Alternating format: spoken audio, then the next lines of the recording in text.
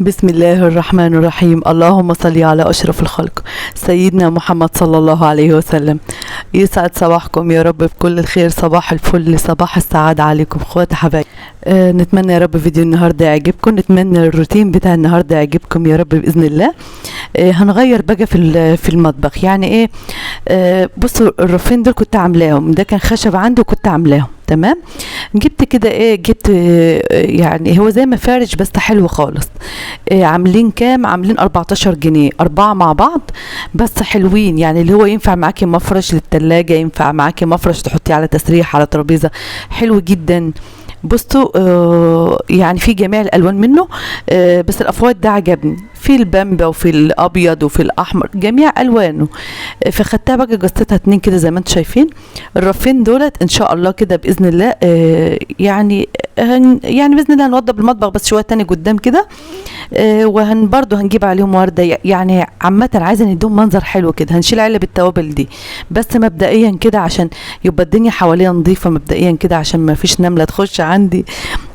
فالنظافه حلوه في كل شيء طبعا. قصيت بقى، خدت ايه واحده منهم كده قصيتها وجيت حطاهم بقى على الرف في اليار خشب دي. اجل حاجه بتبان والله، اجل حاجه. شوفي بقى مطبخ، شوفي اوضه، اجل حاجه حتى لو مش هتشتري حاجه جديده، بس يكفى كمان ان انت تبدلي حاجه من هنا لحاجه من هنا، تلاقي كده نورت قدام عينيك، تحس في تغيير عامه. فعلب التوابل دي ان شاء الله كده هنظبطها، بس مبدئيا كده نحط ايه، نحط الفرشه دي على الرف، يعني بتديها منظر نظافه. فهو المطبخ عندي عشان بس المساحه اللي مضايقني من المطبخ، المساحه بتاعته.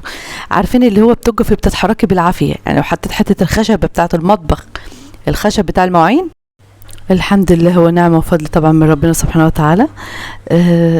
بس اللي هو ايه، بتبقى عايزه مثلا تخشي تعملي اكله، تخشي تعملي حاجه، فبالعافيه لما نتحرك فيه بالعافيه. الحمد لله رب العالمين على كل شيء. فكده فرشتها هي. تقولي لي برضو ايه رايكم؟ يعني حاسه برضو ان هي فرجت شويه، بدل ما تبقى خشب كده وحاطه الحاجه برضو كده، فحاسه ان هي فرجت شويه. ان شاء الله كده باذن الله. انا عايز نعملها كلها دي زرع، بتدي عامه طاقه ايجابيه، الزرع بالذات في المكان اللي انت واقفه فيه. كده خلصتها اهي تمام. ما بيكون حاجه فيها زرع فيها خضره، بتحس كده بروح حلوه، حتى لو مثلا حاجه نونو بسيطه كده. خدت باقي المواعين ديت الصاجه بتاعت البوتاجاز. فطول ما انا واقفه ايدي يعني بصراحه ايدي في المطبخ على طول. اكتر حاجه في الشقه عندي فيها ايدي، واقفه على طول ايدي فيها. بصوا النظافه. بنعمل طبقين ورايا، كوبايتين ورايا، يعني ممكن نخلي حبه مواعين كده عشان بس ايه روتين نحفزك يعني.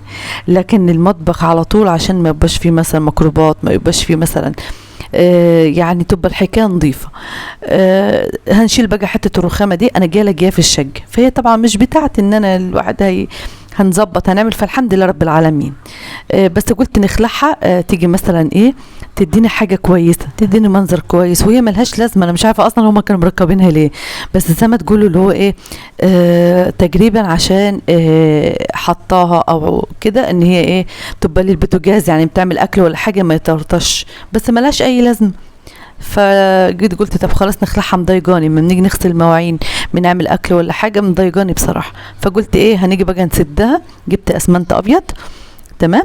هي يعني مفحوره الجو، هي فحره الجو، بس لو حطيت الاسمنت كده مثلا، او اذا حطيت الاسمنت كده مش هينفع، فحطيت ايه ورقه كده، بس تكون حطيتها ورقه يعني ايه سميكه.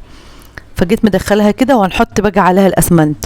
فهي كانت عايزه خشبه بس ما عنديش خشب يعني الحته ديت، فهي بتنفع يعني عامه، هي حاجه بس ايه عشان الاسمنت يمسك معاها.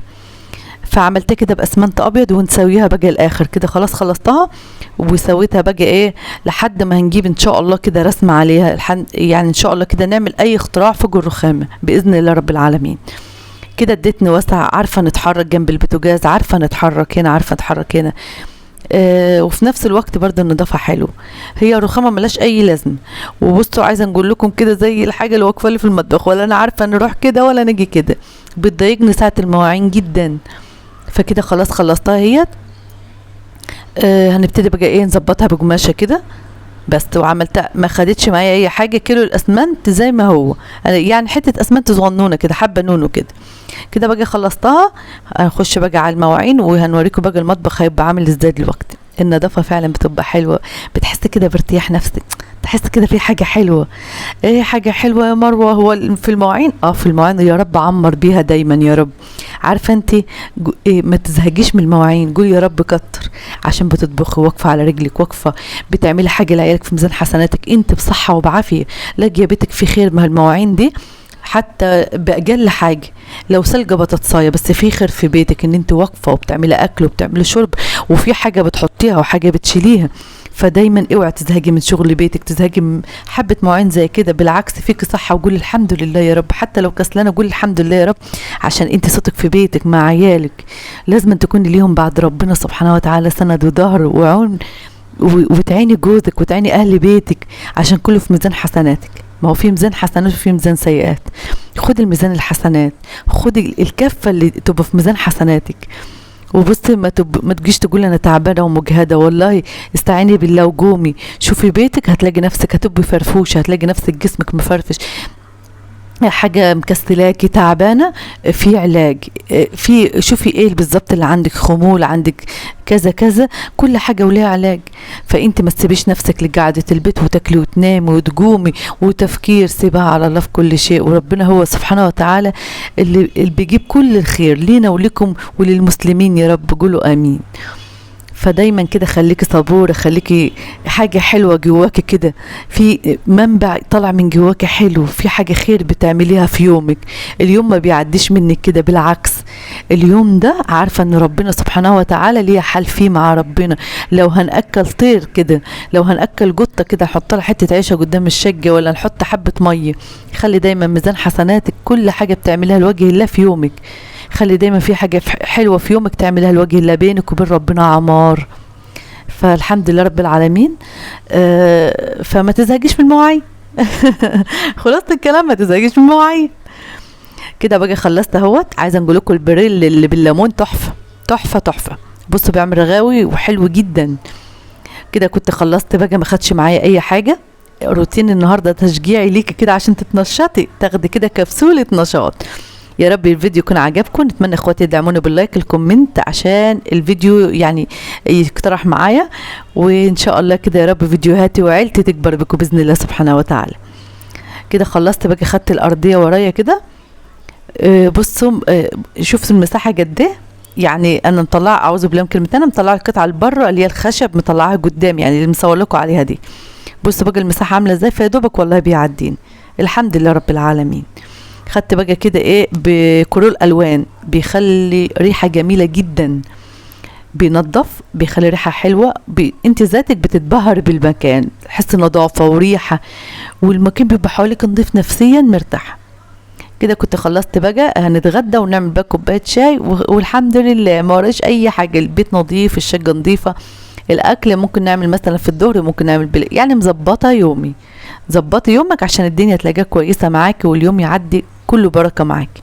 وطول ما انت بتعملي حاجه استغفري، اذكري ربنا، صلي على سيدنا محمد صلى الله عليه وسلم، وقولي يا رب اجعل الصعب سهل في ايدي. دايما ادعي لنفسك وادعي لبيتك وذريتك، وربنا يحفظكم جميعا يا رب. قولوا لي بقى ايه رايكم في الكومنتات، ايه رايكم في فيديو النهارده كده. يعني نتمنى يا رب نكون فدتكم بحاجه، نتمنى يا رب تكون خدتي جرعه يعني كبسوله كده من نشاط. والرفينه همت اللي كنت عاملاهم، وكده كنت سيكت وخلصت ونظفت، وده روتين النهارده. نتمنى يا رب الروتين يكون عجبكم، الفيديو يكون عجبكم، لايكاتكم كومنتاتكم الحلوه عشان تشجعوني نستمر ونعمل فيديوهات اكتر. نحبكم يا احلى اخوات واحلى عيله، بنحبكم كلكم في الله. نسيبكم في رعايه الله سبحانه وتعالى، مع الف الف سلام.